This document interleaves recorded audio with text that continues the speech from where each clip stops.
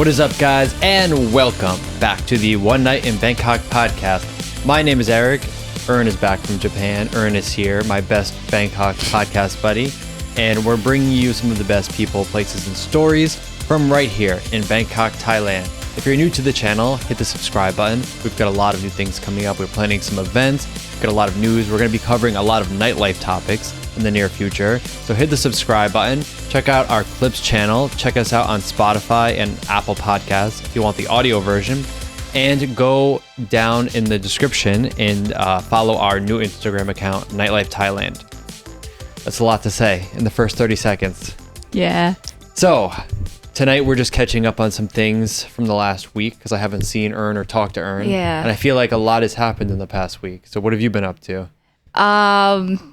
As always, I've been busy with work, but I also just back from my hometown because I think it's such a good month and good weather to be back to my hometown, just to chill and getting away from a busy Bangkok Remind city. people, where's your hometown? Ubon Ratchathani. Up in Isan. Up in Isan. Near Cambodia, right? Yes. Okay. Is there a problem there with the whole war situation? There's still something going on, but I'm not really catching the news or anything. But from my area, my family, they're okay, so no problem in my home. Okay. But for other area, I'm not sure. Yeah. Well, today I just want to talk about a lot of random topics, and I also want to mention that my good friend Angela is visiting Bangkok. She's in the background here. She's not going to come on camera, but you're going to hear her voice probably. Say hi, Angela, so people know you're real. Hi, everyone. Yeah, from Boston. And we did a lot the past week. It's interesting when someone visits here because then you kind of start thinking more like a tourist and less like a, I don't want to say a local, but, someone that's lived here for a while. So we'll get into some of that. But the first thing I wanted to talk about is I went to the hospital last week. Now, this was a planned visit. I went for a wellness test. Mm-hmm. I'm getting old, Ern. Us old guys, we need to take care of ourselves. So I figure once a year, I want to just do a big test on everything, right? So I decided instead of going to a clinic, I heard a lot of good things about hospitals in Bangkok, but I've never been to one. In fact, the only hospital I've been to in Thailand was a random, really small hospital in the middle of nowhere when I crashed a motorcycle on a mountain near Chiang Mai. And they took me to this place that was it was one big room with 3 staff. And that was the hospital. It was good though. The crazy thing about that one is I crashed the motorcycle, almost died. They took me to this hospital and then they didn't even charge me. They didn't charge me anything. They didn't want to charge me. It was very weird. But I was very thankful for them for helping me because it was exactly what I needed. But this time I just wanted to do a big wellness check. And so I went to, how do you say it? Samitivet Hospital. I think that's the hospital that I thought in my head that mostly foreigners go there. Oh, really? Yeah. So I don't know anything. I just went there because it's nearby and I saw they have some package. The price, wow. You think it's a high price? I think it's a high price. Okay. So I'm going to just give you a quick rundown of my hospital experience. I'm not going to bore you this whole episode with it. But first thing was, I've seen a lot of things online about how the hospitals in Bangkok are so nice and it's a luxury this.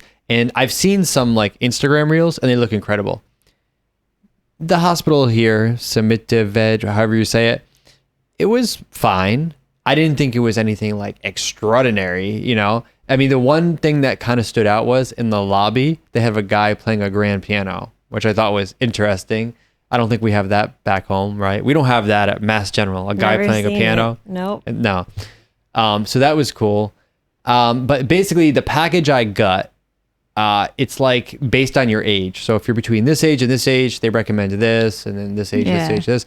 And it's a set amount of things. And mine included a blood test, a urine test, a chest x-ray, an ultrasound, and an EKG for your heart, and a consult with a doctor at the end to go over it all. And they do an exam.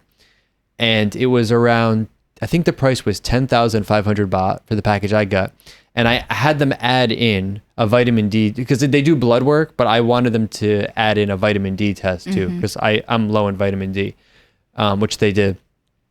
But I mean, for 10,500 baht, all that stuff, that's crazy. I mean, in my country, you can't walk through the front door of a hospital without paying 10,000 baht. Like a minimum, minimum with insurance, it's gonna be like 15,000 baht.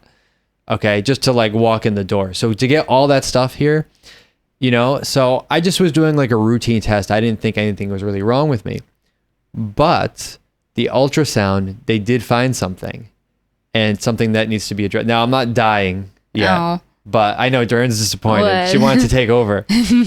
But, you know, they did find something. And, you know, what I thought of, though, is I'm so thankful that I chose to go do a test like this, because where I come from, nobody is going to just do an ultrasound for fun.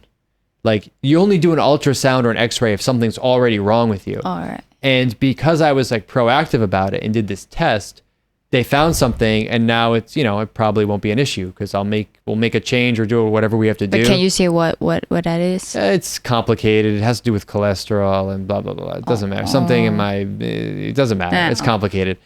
But I just thought, like, if I didn't just go and get a ultrasound and all this, just because, they wouldn't have found this.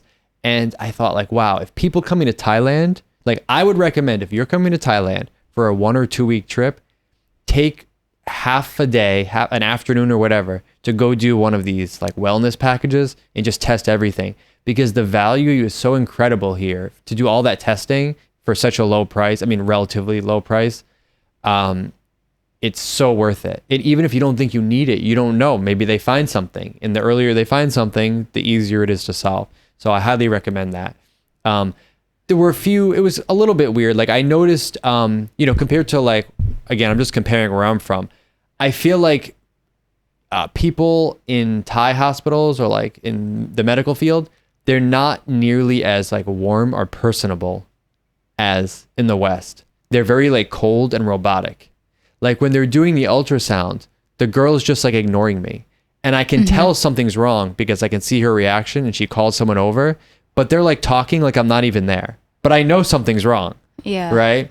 And I just noticed, like, in general, not just to this place, like, they're not always, I don't want to like make too strong of a statement. I'm not saying they're not friendly. They're friendly, but it's just it's just not quite as warm and fuzzy as maybe I'd be used to. I thought, like, with country. the price of the package, I thought they would be more friendly. They're friendly. It's not that. It's hard to find the right word.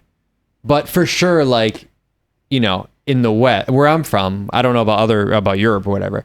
If someone's doing like an ultrasound or like a test on you, they'll talk to you. They'll be like, how's your day going? Oh, like, just like small talk. And here they're just like, yeah.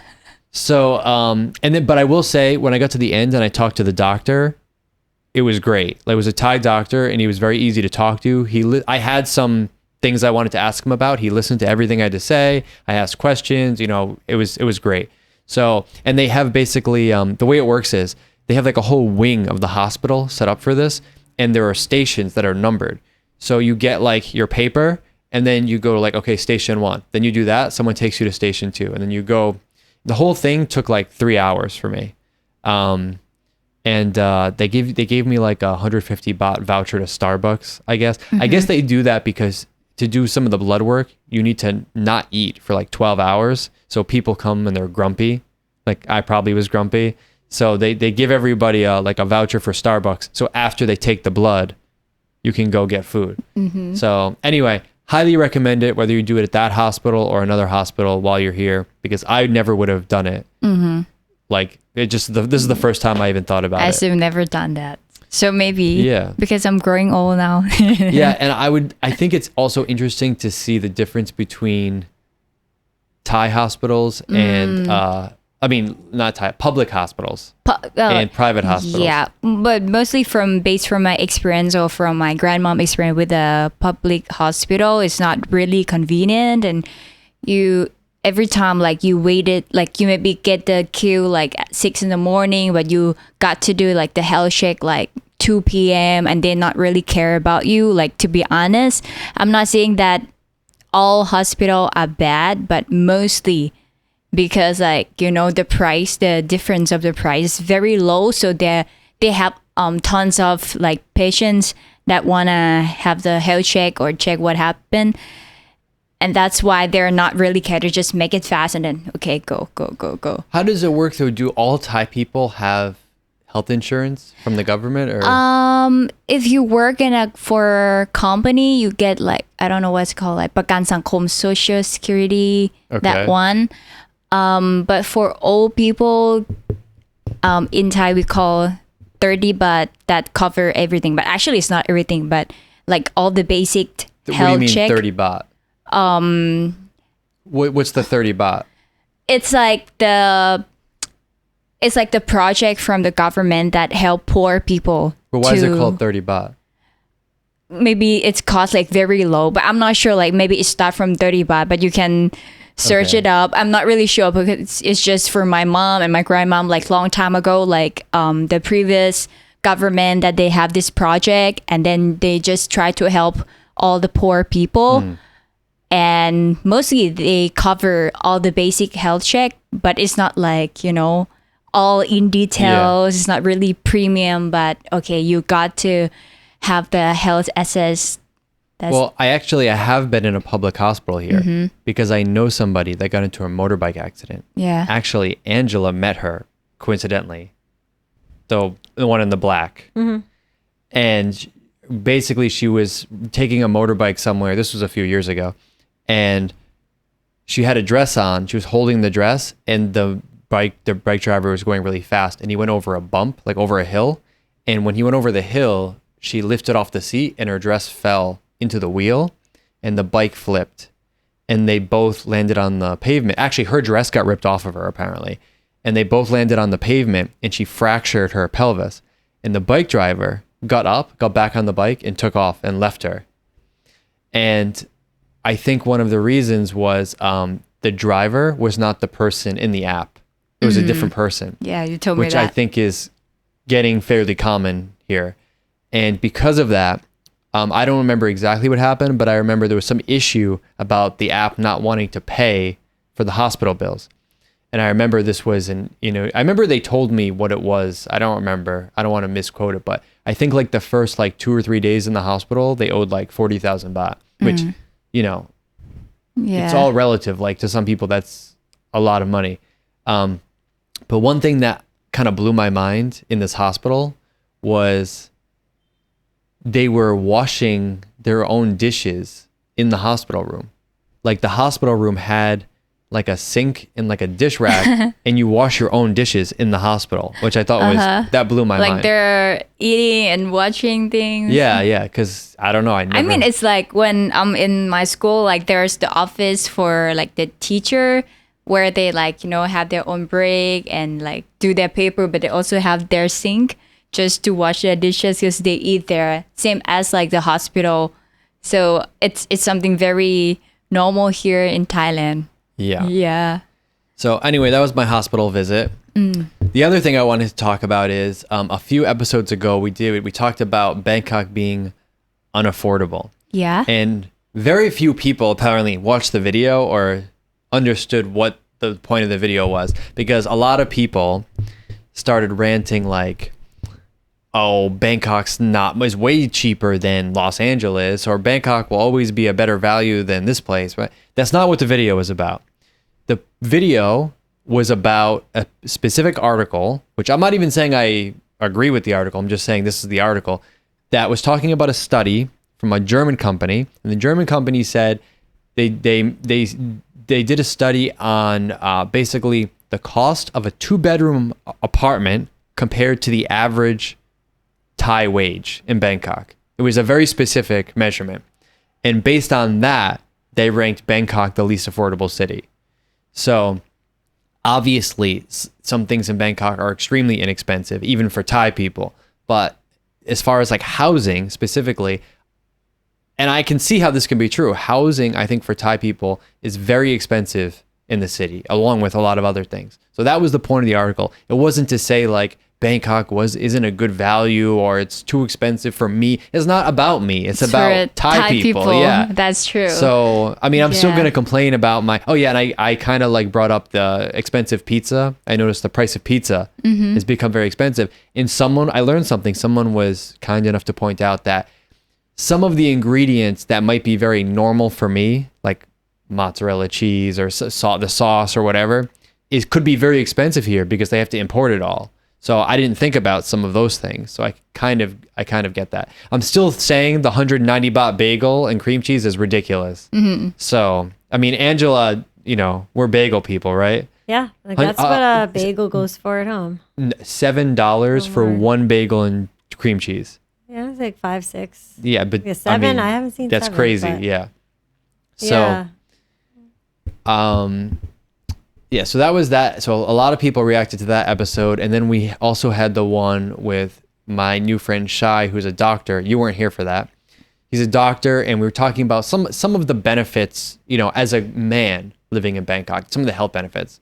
And of course, some people pointed out like, well, you didn't talk about the pollution and this and that, the automobile accidents. Yeah, I mean, of course. But we wanted to talk about some of the unique things for men that are, huge benefits in Bangkok that a lot of people don't think about. Like we talked about like hair transplant surgery, TRT, all the different kinds of things you can get here that, and even some of the downsides of that, like what's happened to some of the bodybuilders here.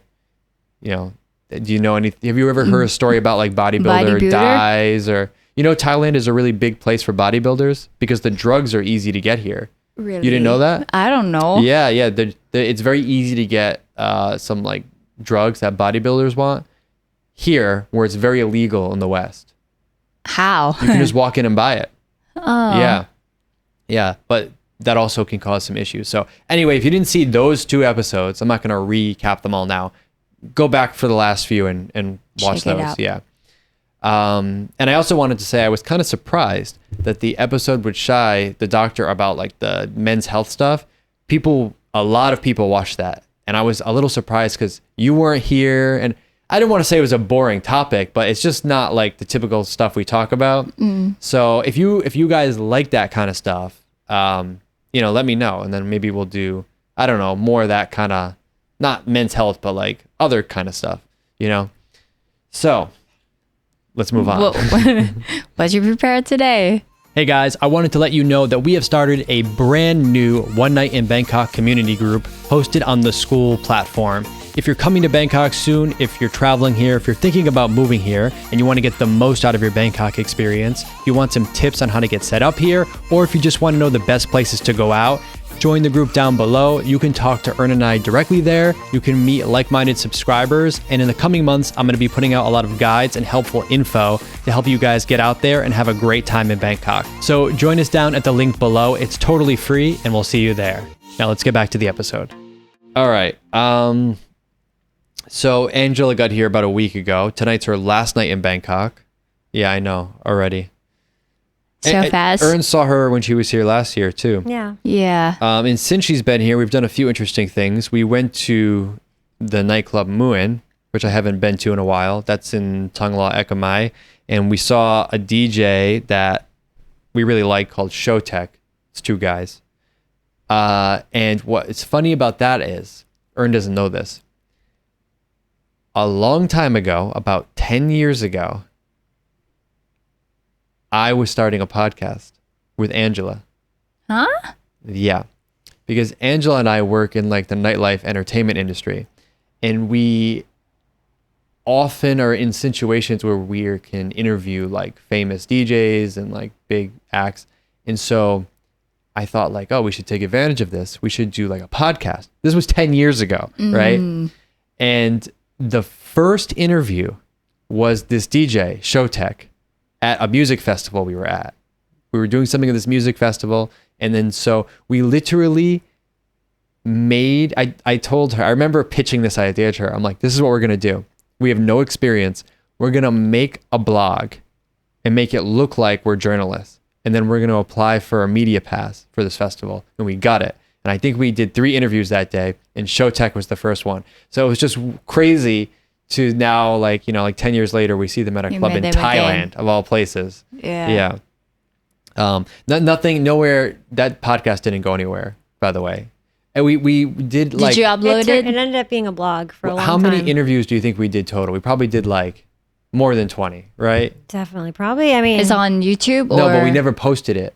So they were just ended up being written. Yeah, they ended up being written because we were trying to figure out there was a lot of figuring out. Like, we weren't sure how to record things, what people would be okay with, what they would not be okay with. Like, and this was also 10 years ago. Like, the technology was not as easy you couldn't walk in with like a DJI Osmo Mobile, whatever, 6 that they have now. Like, that didn't exist. So it was a lot more complicated at that time. So yeah. So you're a podcast guy. Yeah, but guess since what? 10 years ago. Wait, that wasn't even my first podcast. Oh. Back in college, my university, they had a radio station, and you could also listen to it online. But it was like a real radio station, and I was interested in this, and I applied to have my own show. But because I was like a first-year student, I got the last pick. So the only time slot I could get was Thursday night, Friday morning at 3 a.m. Or it was like 2 a.m. or 3 a.m., right? But I did it, right? But I figured, well, if I'm here anyway, I can record it and then I can make it a podcast. And I did. I actually did make that one a podcast that nobody listened to. But it was about music. It was like EDM music. It wasn't anything super interesting. Interesting. So, yeah. So this is now officially my 3rd podcast. So... Congratulations. Yeah. So we went to Muin. So Angela is a big nightclub person. In fact, Angela has been at a nightclub, at least one nightclub, every single night this week that she's been in Bangkok. Yeah. Come for the nightlife. So of all the places that you went to, Angela, which one did you like the most? Sing Sing is always my favorite. Sing Sing on Wednesdays, specifically. Sing Sing Theater on Wednesdays. Always my favorite. But you both, you're not drinking, right? Exactly. Yeah. Oh, Angela doesn't drink either. Yeah. Yeah. Just Which is like surprised me a lot since like the first time that I met you and I met her and you both not drinking. But I think Angela, she went out more than you. So that's what I guess. I go to Why did you like Sing Sing Theater? Because there's an actual dance floor. That's true. Because I go out to dance. I think Sing Sing Theater has one of the best nightclub designs that I've ever seen anywhere. If you've never been there, it's like a multi-level club with a real dance floor in the middle that's elevated and tables along the sides down below and tables, like bigger tables up on the 2nd floor. And the theme and the aesthetic is like A+. So if you haven't been there, go check it out. And they book great DJs for Wednesdays for house and techno music. Yeah, so. Yeah. Depends what you're into. Right, but for that specific music, that's also why I like it there. But yeah, but we went to a bunch of places. And where are you going tonight? Tonight I'm going to Apartment 101. First time, never been. So. Yeah, but there's a special event there tonight, right? Yeah, there's a DJ I really like. But it's a mustache event? It's a mustache event, but it's not a mustache. Mustache is a promoter that does techno events. House and techno. Yeah. So they're doing like a special event at Apartment 101 tonight, which is the newer place. It opened almost a year ago next to BTS Asok. I haven't been back there since like basically the first week they opened, so maybe I'll check it out again. So yeah, we went to a lot of places, but I mean, we won't say which one, but we went to a place the other night, which I was shocked at how empty it was, because it shouldn't be empty. And I was shocked at 2 things. It was only a third full, and it was like 80% Western foreigners, which I thought was crazy because this area is not known for Western foreigners. So I thought like, oh, that's not good, because I have this feeling that in general, Thai people want to be around Thai people. And there's a certain amount of foreigners that's like, okay. But once it gets over a certain threshold, like I think probably 20% foreigners is okay. But once it gets to like 40, 50, 60% foreigners, I feel like Thai people start to feel like it's not their place and they just don't go there anymore. And then what happens is there's like a big vacuum. And it just seemed like that happened really quickly with this place. Like this place was almost all Western foreigners, very few Thai people, and it was more than half empty. I don't know how this place is going to survive, because there's another competing place, another competing club that's going to be opening soon. Mm-hmm. That's, I don't know how. In which area? You know, an area. around. Don't worry about it. I don't want to Like, it doesn't matter, but I just want to say, like, I think that some places, not just nightclubs, but any kind of business, I think at this point they're making a huge mistake if their strategy is, we're going to get the tourists or we're going to get the Western tourists, because the Western tourist flow is not reliable. I think a much better strategy is to focus on the Thai population. And while I'm at it, there's another club that competes with the same one that Angela also went to, right? You know which one I'm talking about? Yes. And she really liked that one, right? Mm-hmm. And that one, how full was that one when you went? I think it was a weeknight, but Sunday. it was still, it was Sunday, but it was decently full. Like what percentage? It's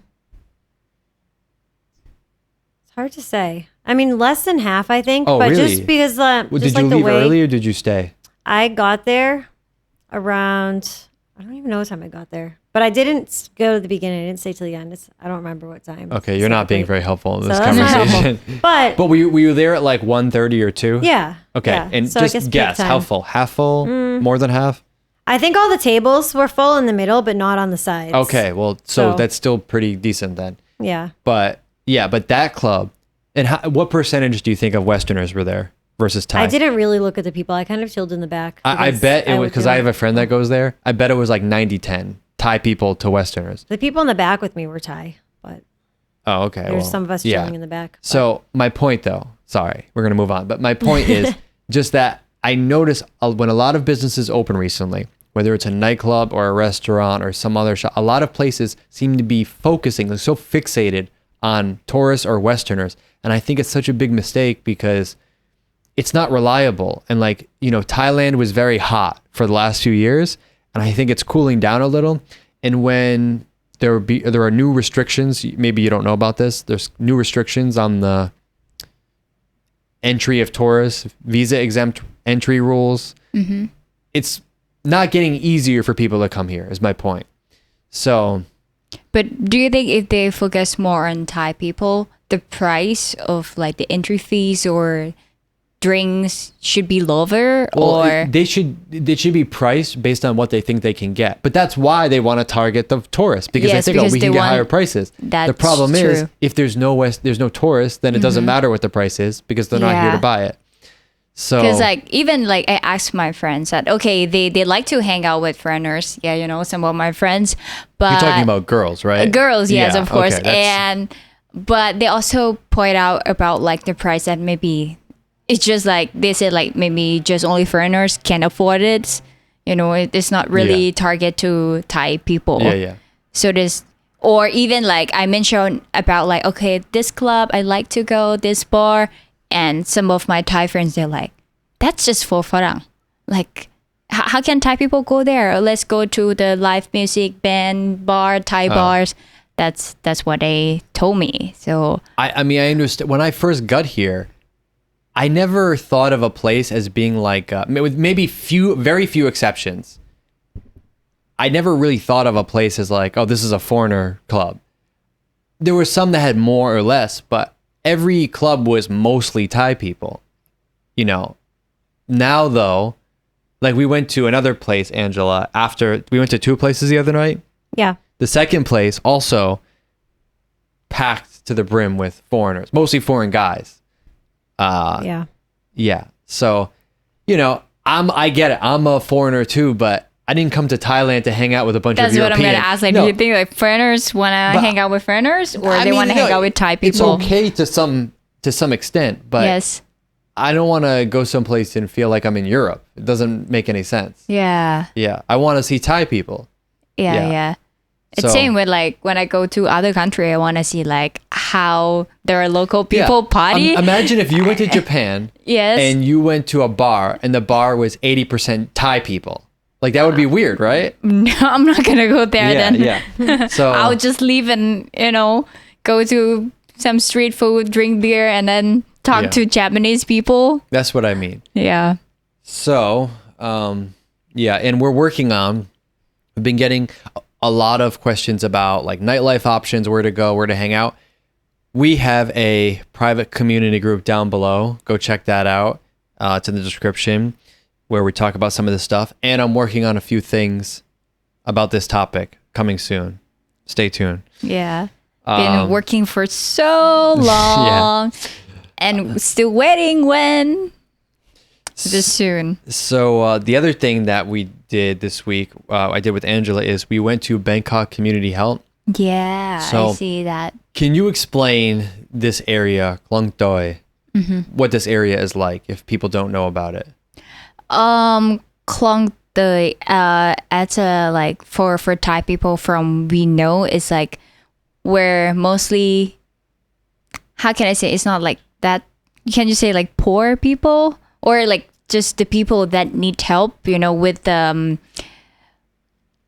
things that can help for their life or with the education, you know, that This area has like makeshift houses. Let's put it that and way. It's just the community where, you know, it's located in the heart of Bangkok where you have like all the fancy things around, but in that area it's just totally different.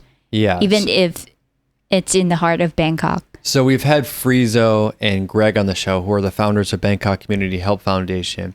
And when they first started, they was during COVID, and obviously a lot of people didn't have income during that time. So they started basically making food for people, like packing food every day. And they've continued now for however many, 4 or 5 years, every day making meals for people. So you can go down to the Center of Dreams. That's the name of the building. The Center of Dreams around 3 o'clock any day if you're in Bangkok, and you can help them cook and pack the food and then distribute the food to people. So Angela, you know, I showed her that. What did you think of that experience? It was a great experience. It's very eye-opening. And it feels like you're actually helping, being there, you know, firsthand on site, doing things. So I ended up going back 2 more times while I was here. She went. So I went with her, and then she went again the next day or the day after. She went 3 times total. Yeah. Yeah. And I wish I knew about it all my years coming here.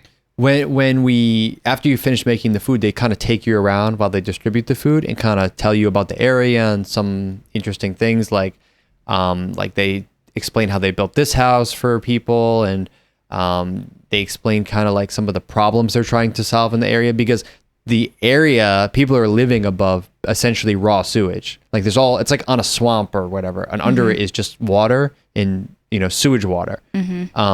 And because it's like the end of the rainy season now, the water level is very high to the point where it's like almost coming over the walkway. And she said that the kids swim in it, but in a lot of cases, they're not really affected because they've grown up in it, like grown up in that area. So they're kind of immune, but I can't imagine kids because swimming like in that. Khlong Toei area, it's well known as like, it's pretty like smell not really good, or even the Khlong Toei market nearby.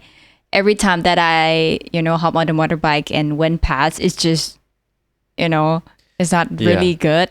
So I cannot imagine like how can we swim on something like that. Yeah. And they took us around and showed us some of the residents, and one lady in particular, I think they said she has like 13 cats or something, some ridiculous amount of cats, in like a 1-room, like very basic accommodation. And but she said they said they were having a problem, like some of the cats were going missing, and it turns out there was a snake eating the cats. Oh. Yeah. Oh. But I mean, like the house there, do they have to pay for the rent, or I don't know. it's for free? Or Bangkok Community Help isn't giving them housing. These people were already there before. And I don't know how it works. But I was just wondering, like, how much they have to pay, like, you know. Yeah, from my understanding, like, to live in that place. From my understanding, that land belongs to the port, because it's right near the port. And I don't understand how. I mean, people just started building stuff on there to the point where like it was kind of uncontrollable. But I don't know how it works as terms of like ownership. Like, can you legally own this house? If it's, I don't know how it works. I'll have to ask Frieza about that. But there were a few interesting people that we met, like this one. There was another one where I guess the guy is like, he has like a real job. So these people are very poor, but you hear some of their stories, like the guy works for, what was it, 7-Eleven? He was like logistics manager or something for 7-Eleven. But if you saw where he lived and the conditions, you would never believe this guy has like a real job. And so we were wondering, like, why does he live in these conditions? And he has some kind of medical issue where he needs a full-time caretaker. And I guess that's so expensive that he like literally can't afford anything else. So just a lot of really sad situations, but I think it's also good that, you know, as outsiders, we see this, and then like there are people that like Friezo and them that come together and try to solve some of these problems. So yeah, we're going to try to have Friezo back in here in the next few months. Yeah, so he can explain more about this. Yeah, and there was one more situation. So Angela went back, and I guess they have, above where they make the food in this building, I guess they house homeless people. Is that right? Yeah, from what I was told, it was a homeless shelter, which I didn't know. And there was a lady coming in that had a cat, and apparently they said she can't keep the cat because it doesn't have like vaccines and tests and everything. And or like she's temporarily okay there, but in order for the cat or for her and the cat to stay. So Angela calls me crying. They're going to take away your cat. They're going to take away your cat. Can we do something? So Angela wanted to go ahead and like get the cat taken care of. Like, you know, we have a friend that's a vet. So we got in a group chat like, okay, how can we facilitate this cat being taken care of? Because I know if it was my cat and someone told me like, you can come in, but you can't bring the cat. Like, but you have to stay and get rid of the cat, or do they both have to go? Yeah. I was like, you don't want to make them make that decision. Yeah. The cat was so precious. Speaking of cats, do you know where we just came from? Did you see in my story? I saw that, but I've never seen before that we have something like that in Bangkok. So I heard about this market that's close to Suvarnabhumi Airport, and I'm going to butcher the name. It's called, let me look it up really quick. It's called Hua Takhe, something like that. Hua Takhe. Hua Takhe. That. Hua Takhe. Hua Takhe. It's some market where I guarantee you there's not going to be any Phrong there. I've never been there. And some genius guy who I met him, he told me he bought this property like 12 years ago and was like, oh, there's no, because it's on the canal. And he's like, oh, there's no like guest house. There's nothing on this. They're not taking advantage of this canal here. And so he set up like a guest house, which I don't know who's staying at this. He showed me, he's at an Airbnb and he had a bunch of bookings. It's a very peaceful area, but I would never think to go stay in this area. So I'm curious. Well, maybe because it's close to the airport. So if people have like a one-night layover, yeah, they it is just close to the airport. But even to get to it, before we tell you what it was, even to get to it, you have to like go down this side street, through a market, down this back road towards a school. Then there's literally a hole in a wall. Not a figure of speech. People say, oh, it was a hole in the wall. No, there was literally a hole in a wall that you have to walk through and then continue walking. Sounds fun. Yeah, they send you a video of like how to get there. Like go here and then follow the video. Because there's no way you would find this place. But it's like a guest house and a restaurant. But the reason people go there is because they do like a little boat ride tour and like a little, not like a long tail boat or anything, like a canoe. I don't know what you call it. Like a little 2-3 person boat with cats. Like the cats come in the boat with you. Every time? The cats look so comfortable. Like they do this, like this is just normal for them. And they ride in the boat. They jump on you. They sit, I'll put video clips in. They like sit on your shoulder. And then the crazy thing is there's 2 boats and there were like, I think 6 or 7 cats total. And the cats jump from boat to boat, like over the water. So it was just a really cool experience. It was very peaceful. I definitely would do it again. It's just, and it was, by the way, the value. I mean, it was 300 baht per person. Oh, that's cheap. And it was like 40 minutes. They said the price used to be 200 baht, but they just got so busy they had to increase the price, which, I mean, I think that's totally fair. Yeah. So, and then after we did the boat, we ate at the restaurant, and I told Angela we should eat here because it's one of those like local places where you just know the kapow is gonna slap so hard. Like here's like living in Sukhumvit, I feel like a lot of time the Thai food we get is like a watered down imitation of Thai food.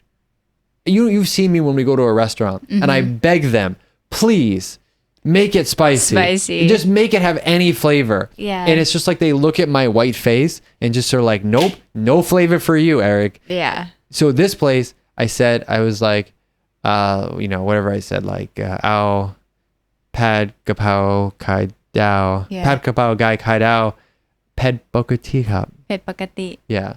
Like, what does that mean? Just regular spicy. Yeah. Like, make it spicy like normal. a local people Yeah. have it. Which I'm glad to report they did. And it came with like a miso soup. It was amazing. And it was the kapow, egg, miso soup, and a water, 100 baht. I couldn't be happier. So we ate that after the cat boat thing. And I think I read that the kind of the purpose of the cat boat thing originally was like, you go out in the water and they would collect trash in the water. I could be wrong about this, but I think the point was that they were like collecting trash out of the water. But because they do so many of these, now there's no trash in the water. So it's just like a boat ride on the canal with a bunch of cats. If you're not a cat person. But is there anything like beside the canal that you can see or? No, it's not like a floating market or anything. It's just like a peaceful ride. Just down chill. The canal. Yeah. How long for that? At sunset. How like 40 minutes. 40 minutes? Yeah. Yeah. But I thought it was really cool. Yeah. I would definitely do it again. I thought it would be like a major, because I've been to like the floating market before in wherever it is. It's far away. Yeah. And I'm not going to say it's like a tourist trap, but there's a million tourists and it's like set up to be like a tourist machine. You know what I mean? Yeah. Like it's not like a real market.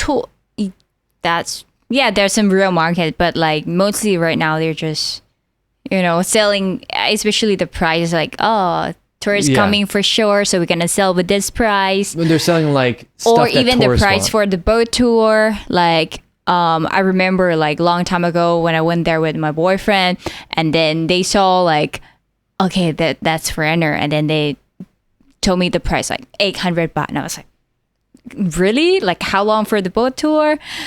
So I just walk up and it says like, if it's this price, I'm not going. So can you tell me what is the actual price? So he said like, 400 baht. Okay, cool. Then we can do that. It's funny you said that because I'm pretty sure there was just a story this past week where a vendor at this floating market, the popular floating market, got in trouble for like trying to overcharge a tourist. Yes. And it went viral or something. Yes. And the crazy part was, I think the government stepped in and penalized the vendor in some way. Which I thought was weird because how come the government tell the vendor what they are allowed to charge? The story is like the vendor told the price, but like she's not putting the price like on the product. Oh, you have to do that? You have to like have a set price that you display? Yeah, I think normally you have to do that. Like maybe in the market, you should show the price. But I think that it's the government stepped in because that guy, it's a YouTuber, right? Yeah, it's the same new, and it's very popular, and like a lot of Thai people watch this, and I think it's was it a Thai YouTuber or what? It's Korean YouTuber, but it's Jong and Kalen. So it's like the Korean guy that speak Thai, and he mostly do the YouTube vlog when he's traveling. At first he's doing it just for fun, but later on he doing it a lot, and then government just like supported, the travel tourism authority, something like that, support this. I see. So he's is the image of Thailand. Yeah. So when Thai vendor didn't tell him what is the actual price and just charge him like overpriced, so that's why the government stepped in that you cannot do that because this thing it's appear on the YouTube on his channel, so that's why it's becoming like viral and very serious with this news. Yeah. So what they did after this is they just the vendor just said like, I can just give the money back, you don't have to do like this. So somehow they just charge her maybe 2,000-3,000, something like that. I see.